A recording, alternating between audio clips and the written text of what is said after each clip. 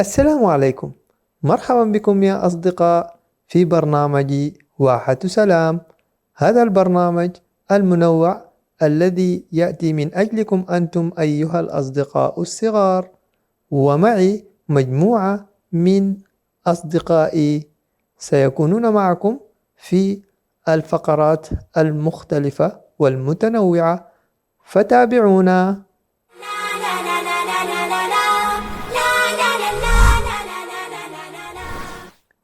والآن مع فقرة ينبوع الواحة وصديقي عمر وريان.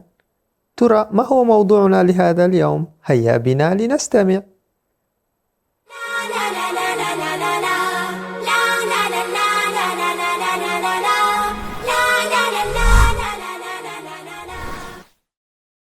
أهلا وسهلا بكم يا أصدقاء مع فقرة جديدة في ينبوع الواحة. اليوم يا أصدقاء سنتحدث عن المحافظة على الصلاة، فالصلاة عماد الدين، وهي العهد الذي بين المسلمين، وحتى يحافظ عليها المسلم لا بد من تشجيعه منذ الصغر، فمن حافظ عليها منذ صغره لن ينساها أبدا، وبها تنصلح جميع أحواله، لذا يجب أن نسعى على الحفاظ على الصلاة وتشجيع من هم أصغر منا عليها، لأنها أولا أمر من الله سبحانه وتعالى، وأيضا هي أمر من رسول الله صلى الله عليه وسلم، كما أننا سنسأل عنها عند الوقوف بين يدي الله سبحانه وتعالى. ومن هم أصغر منا أمانة في أعناقنا، علينا تشجيعهم ودعمهم حتى يحافظوا عليها، فعلينا أن نكافئهم ونحثهم على أدائها. فمن دخل المسجد من الأطفال فلا ننهره. أوكي صحيح، إذا صحيح اعكس. ولا نخيفه بل نشجعه ونشد على يديه حتى يستمر في الحضور إلى المسجد والمواظبة.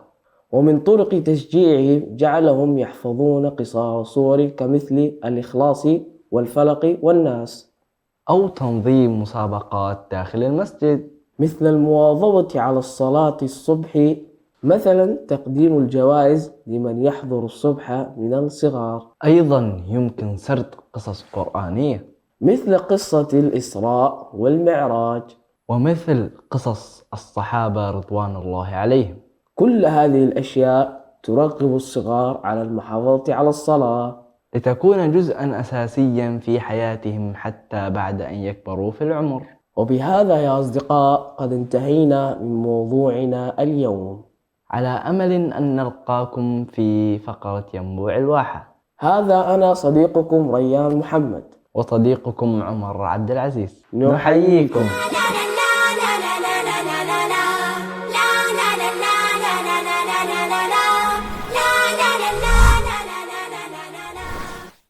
والآن يا أصدقاء هيا بنا لنتعرف عن معلومات جديدة ومعارف لم نكن نعرفها في فقرة هل تعلم مع صديقنا موفق. هيا بنا.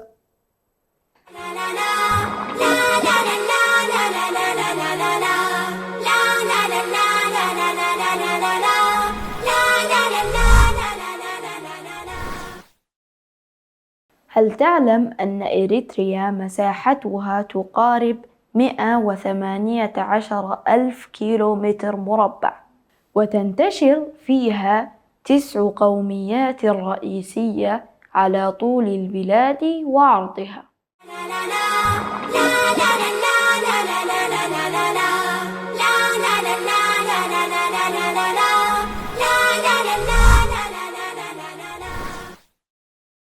أصدقائي، أنتم تعرفون جحا وحماره، فلنستمع إلى قصصه الممتعة والمضحكة ولكن أيضا المفيدة مع صديقنا عبد السلام في فقرة مع جحا.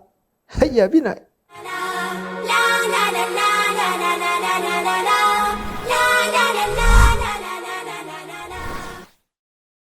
السلام عليكم ورحمة الله وبركاته. مرحبا بكم أصدقائنا الأعزاء في حكاية جديدة مع حكايات جحا. كثيرا ما نسمع أن جحا يعامل حماره بلطف، فهل هذا صحيح يا أصدقائنا المشاهدون؟ سنعرف هذا في حلقتنا لليوم. في يوم من الأيام كان يحمل حمار جحا بعضا من الأخشاب، فقال جحا في نفسه: يا ترى هل إذا وضعت القليل من النار على الخشب هل سيلتهب أم لا؟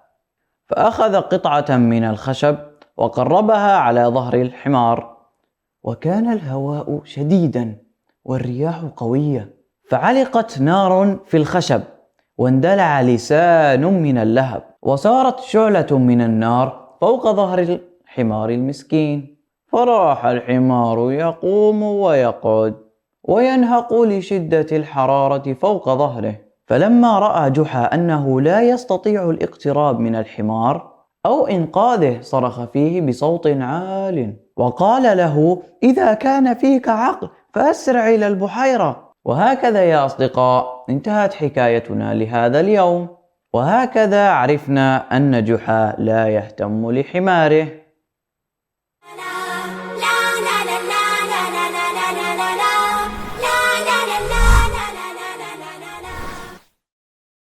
هذه الفقرة للأصدقاء الصغار، فقرة تعلم حروف اللغة العربية، وهي تعلم العربية.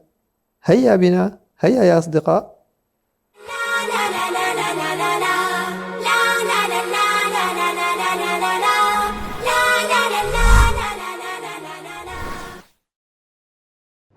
مرحبا أصدقائي الصغار، سنتعلم اليوم حرف التاء.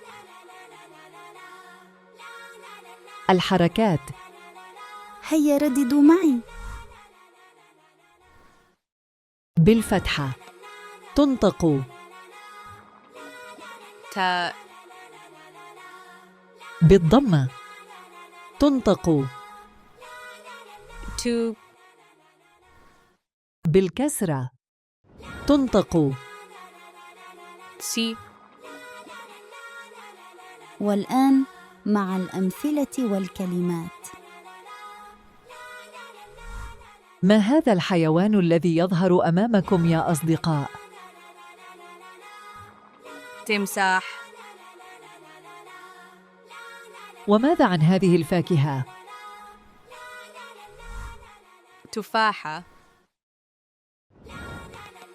وماذا عن هذا؟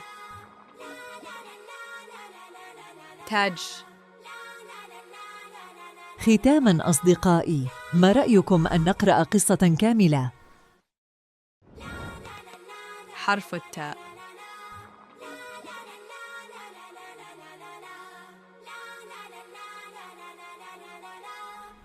والد تامر فلاح نشيط، عنده بستان جميل فيه أشجار تين وتفاح وشجرة توت كبيرة. تسلق تامر شجرة التوت ينتظر والده حتى ينتهي من روي الأشجار. كان هذا حرفنا لليوم يا أصدقاء، إلى أن نلتقي مع حرف جديد. إلى اللقاء.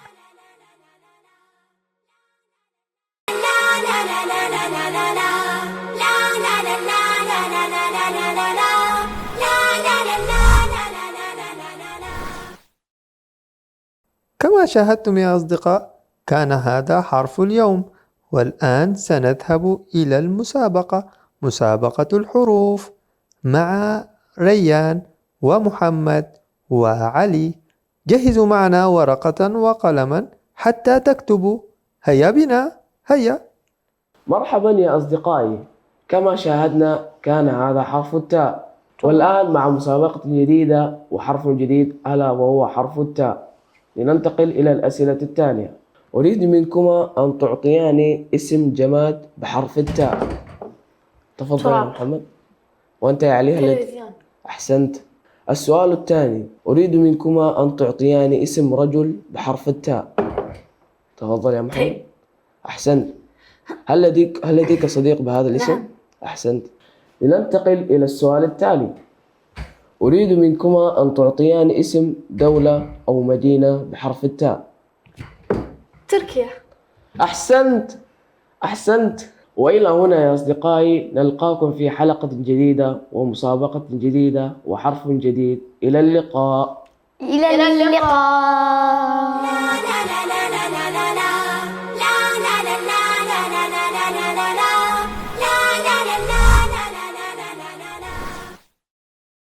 والآن يا أصدقاء فلنستمع إلى قصص الأنبياء مع صديقي موفق وموسى بطريقة روائية ممتعة وشيقة. هيا بنا، هيا معي.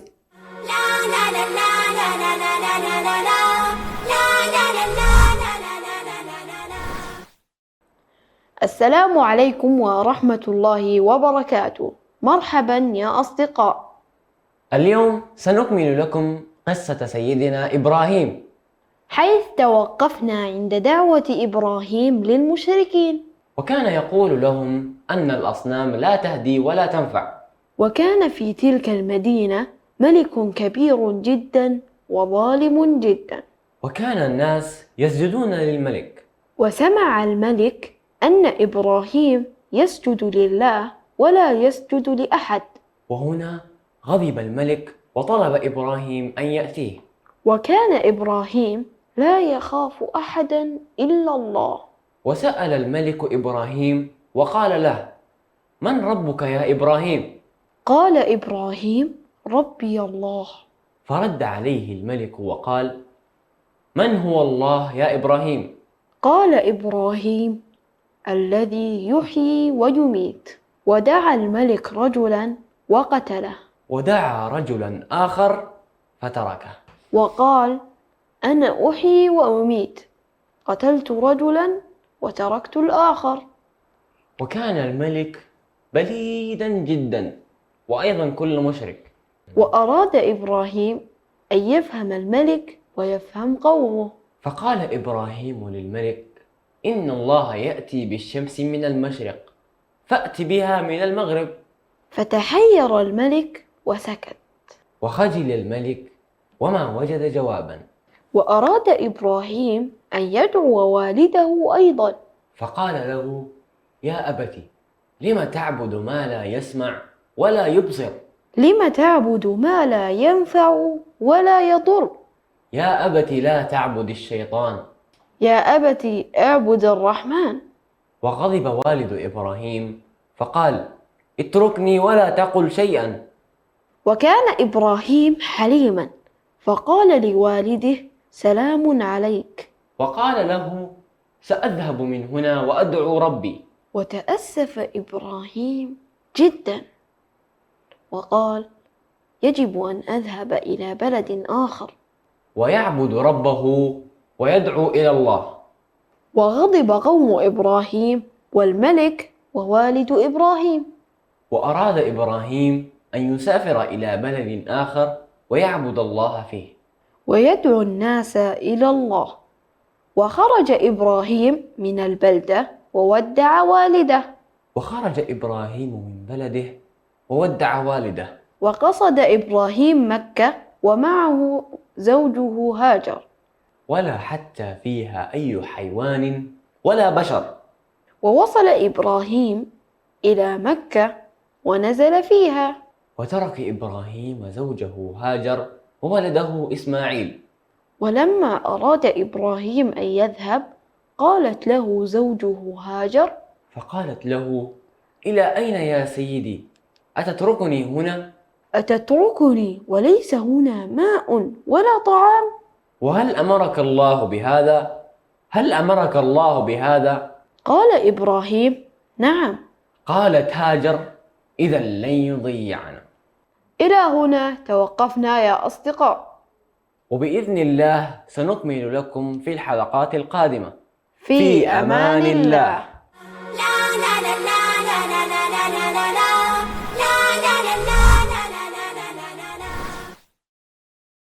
أصدقائي، ما رأيكم بأن نتعلم حكمة جديدة مع فقرة حكمة اليوم؟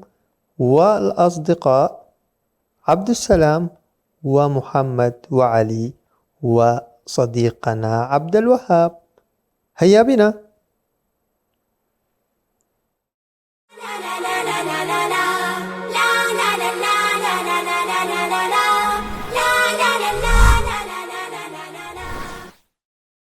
السلام عليكم، مرحبا يا أصدقاء. حكمتنا لليوم: العلم في الصغر كالنقش على الحجر. والآن يا أصدقاء، ما رأيك في حكمة اليوم يا علي؟ جميل جدا. عندما تدرس يعني طفل صغير أو عندما تعلم شيء لا ينساه أبدا. يعني فعندما يكبر يقول شكرا لهذا الشيء اللي علمني هذه المعلومة، ولا ينسى المعروف أيضا. ولا ينسى أبدا. يعني كأنك تكتب إشي على حجر جدا وما يتمسح أبدا هذه المعلومات. نعم، شكرا لك، أحسنت.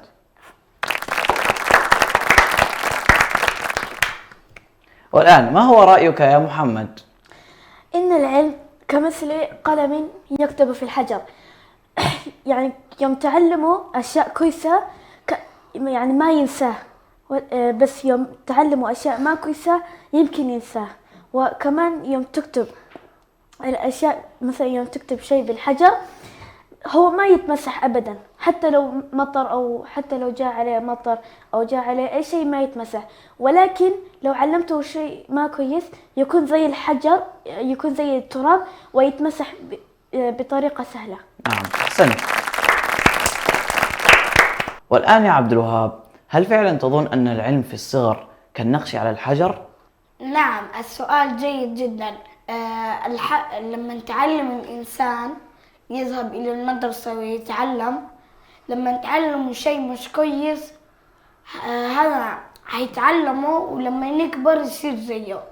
لما تعلموا شيء كويس هذا الشيء الكويس هيتعلمه وما ينساه.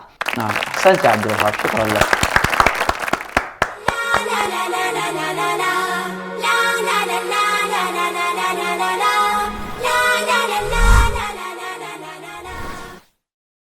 يا أصدقاء، هل تريدون أن تعرفوا عن السلطان محمد الفاتح؟ هل تريدون؟ إذن هيا بنا معا إلى قصة الواحة والتي ستتحدث عن السلطان محمد الفاتح. هيا بنا.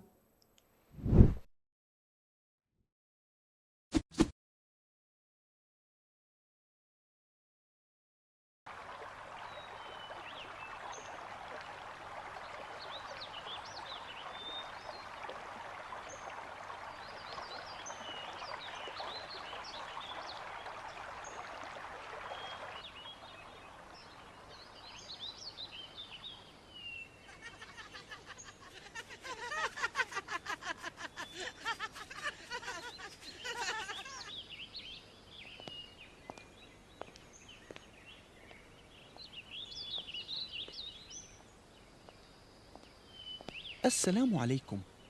وعليكم السلام ورحمة الله. لقد أنهيت مراجعة البخاري. إذن أنت لم تنم هذه الليلة؟ نمت قليلا قبل أن أستيقظ لصلاة الليل. هل أراجع الموطأ يا سيدي؟ ما رأيك بذلك؟ سندرسه معا بعد العشاء. جزاك الله خيرا. أرى يا سيدي أن محمدا نسي السيف والفروسية وصار مولعا بالعلم. لا تخف على محمد، قراءة الكتب لا تنسي المرء السيف والفروسية. سلام الله عليكم. وعليكم السلام ورحمة الله وبركاته. كيف حالكما؟ وهل أنت راض عن ولدنا محمد يا شيخ؟ إن اهتمام الأمير محمد بالعلم لا يؤثر في اهتمامه بالسيف يا مولاي. إذن اتبعاني لأنني سأعلن أمرا هاما للناس.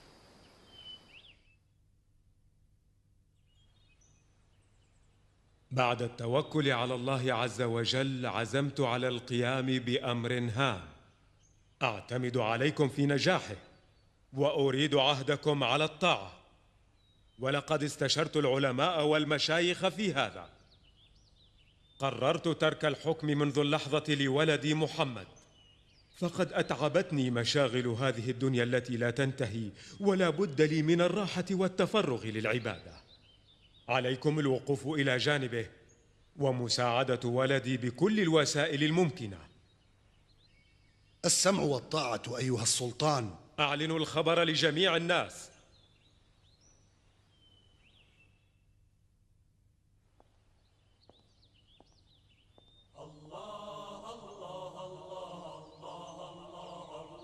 سلمه السيف والعرش ورايات المجد ليواصل نحو القمة ويحفظ العهد. من كان يخطر بباله أن السلطان مراد سوف يتخذ قراراً كهذا القرار؟ معك حق، ندعو الله أن يكون في صالح الأمة. كيف يترك قائد خبير الحكم لطفل ليست له خبرة في شؤون الدولة؟ إنها مصيبة، علينا أن نحذر فالعدو لنا بالمرصاد. كيف يوقعنا السلطان في هذا؟ علينا أن ننتظر ونرى ماذا سيحصل فيما بعد. كم كنت أتمنى لو بقي السلطان في الحكم، إنه خير لنا. فسبحان الذي بيده ملكوت كل شيء وإليه ترجعون. صدق الله العظيم. ها قد أنهينا ساعة القرآن الكريم يا أبنائي، لنبدأ بمراجعة الحديث الشريف. هيا. نحن مستعدون. إذن من منكم يبدأ أولا؟ نفتقد لمحمد منذ توليه أمور المسلمين وشؤونهم. فليؤيده الله يا بني. محمد ورع تقي تملأ قلبه خشية الله، وفوق ذلك هو ذكي قوي العزيمة، وببعض المشورة سيملأ مكانه في مدة وجيزة بإذن الله. أيها الشيخ الجليل، أنت تفكر بهذه الطريقة، لكن العدو يتربص بنا ولن يفوت فرصة لمهاجمتنا. متى نبدأ الهجوم؟ اسمعوني جيدا، لقد هزمنا منذ أعوام أمام السلطان مراد ولم نتحد منذ ذلك الوقت. وقد حان الوقت لكي نستعيد فرصتنا الذهبية. إن السلطان يعاني مرضا عضالا وربما نسمع خبر موته قريبا. سيدي القائد، جاءت الأخبار بنبأ تخلي السلطان عن الحكم لابنه محمد. ممتاز، نستطيع القول إن السلطان مراد قد مات. أرأيتم، لقد كان ظني في محله، وعلينا الاستعداد لنوحد الصليبيين بسرعة ونقضي على المسلمين تماما. أيها السلطان محمد، كلنا نؤيدك في رغبتك في رجوع السلطان مراد ثانية إلى قيادة الجيش، لأننا نتعرض للخطر. إذن عليكم مساعدتي في إقناعه. إن واجبنا نحن المسلمين هو حماية ثغورنا من أطماع الأعداء، وإن واجبي في ولاية الأمر اختيار أفضل الرجال لقيادة الجيش. حسناً، أين الكاتب؟ تابع الكتابة. وبعد، سبق أن دعوناك لرئاسة الدولة وقيادة جيشها، ونكرر الدعوة بإلحاح شديد، فالأمر جد خطير. وأقول لك إن كنت أنت السلطان فواجبك أن تقف على قيادة جيشك ورئاسة دولتك، وإن كنت أنا السلطان فإني آمرك بالحضور من فورك لقيادة الجيش. لقد حاصرني ولدي محمد هذه المرة، وما علي إلا السمع والطاعة.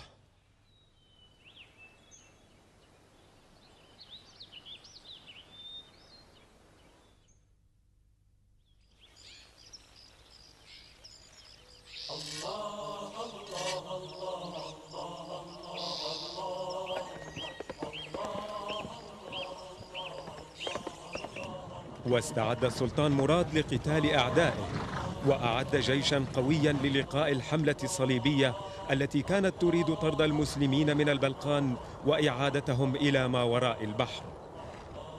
وانطلق السلطان فاتحا القرى والبلدان التي كانت تنوء بحكم الطواغيت، حتى التقى الحشد الهائل قرب البحر الأسود.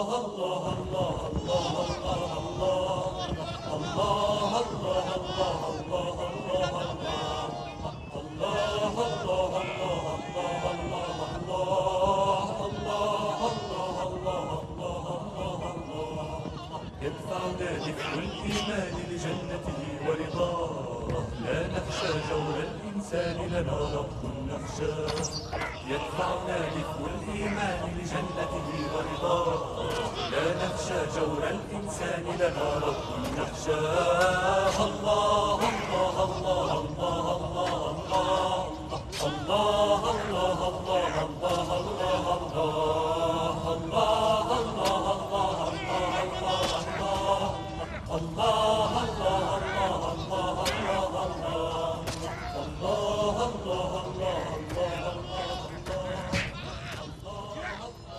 دارت المعركة حامية الوطيس، وكان نصر المسلمين فيها ساحقا، وبهذا أيقن الأوروبيون صعوبة طرد المسلمين من البلقان. بعد هذه المعركة تابع السلطان مراد قيادة الجيش وتابع الاشتباك مع الصليبيين، ولكن القسطنطينية بقيت مستعصية عليه حتى توفاه الله. وكان محمد قد صار شابا يافعا ذكيا قويا، فتولى الحكم مرة ثانية.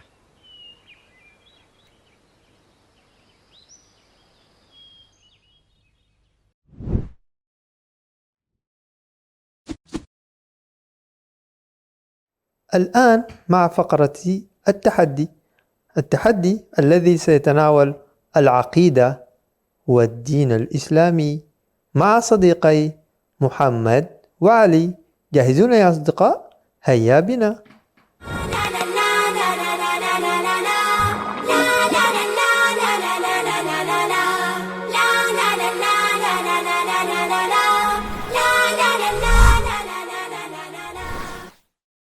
السلام عليكم يا أصدقاء، لقد عدنا إليكم في حلقة جديدة من فقرتكم المحببة التحدي، وصديقي محمد وعلي. مرحبا يا أصدقاء. مرحبا.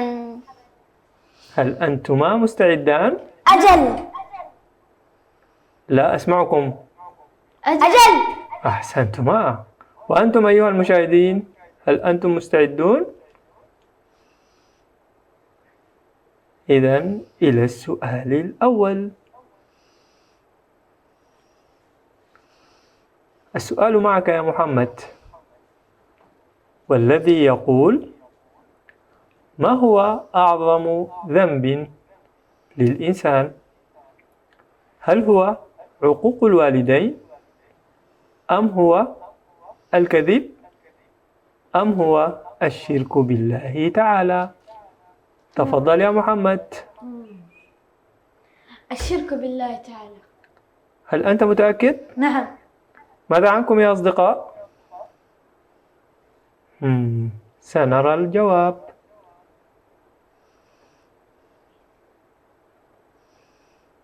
أحسنت يا محمد، لقد كان جوابا صحيحا. نعم فهمت. أحسنت، فهو أعظم الذنوب الشرك بالله تعالى.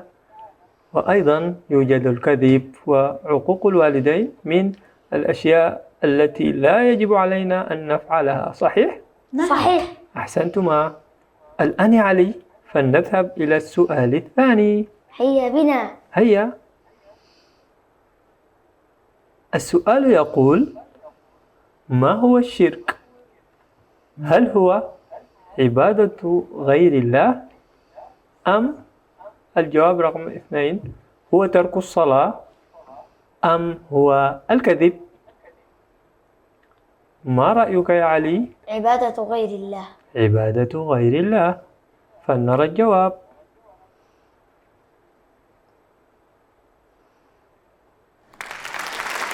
أحسنت يا علي، لقد كان جوابا صحيحا. أجل. أحسنت. الآن متعادلان يا أصدقاء، صحيح؟ نعم. أجل. حسنا، إلى السؤال الثالث. فالسؤال يقول يا محمد: هل يستحق المخلوق العبادة؟ الجواب الأول: أحيانا، أو الجواب الثاني: نعم، أم الجواب الثالث: لا. الجواب هو لا. الجواب لا. متأكد؟ نعم. حسنا، سنرى الجواب معا. هيا.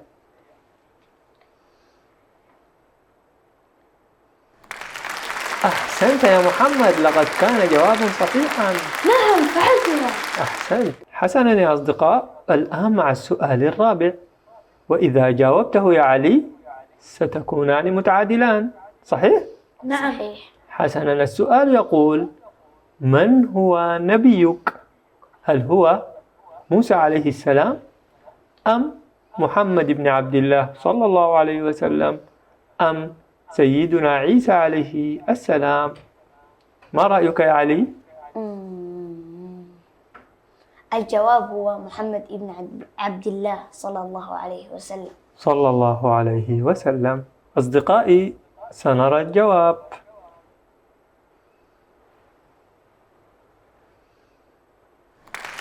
أحسنت يا علي، لقد كان جوابا صحيحا. أجل وقد فعلتها.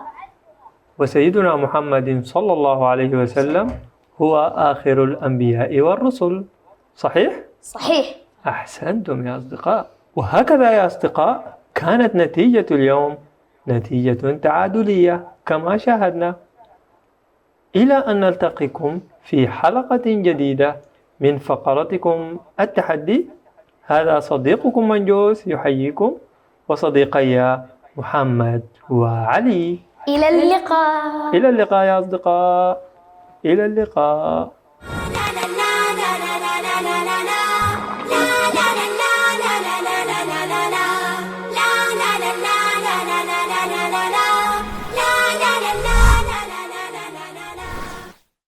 أصدقائي، هل أنتم جاهزون لحل اللغز مع فقرة لغز اليوم؟ وصديقنا عمر هيا بنا فلنحل اللغز معا. هيا بنا، هيا.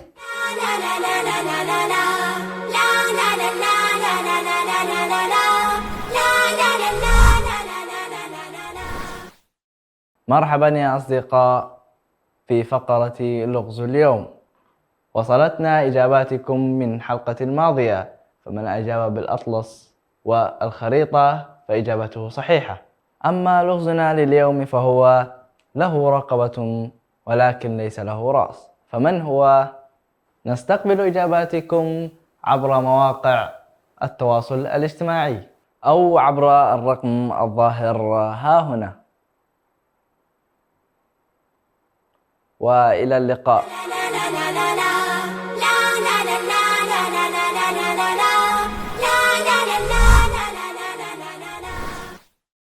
واندلعت نار من لسان من لهب.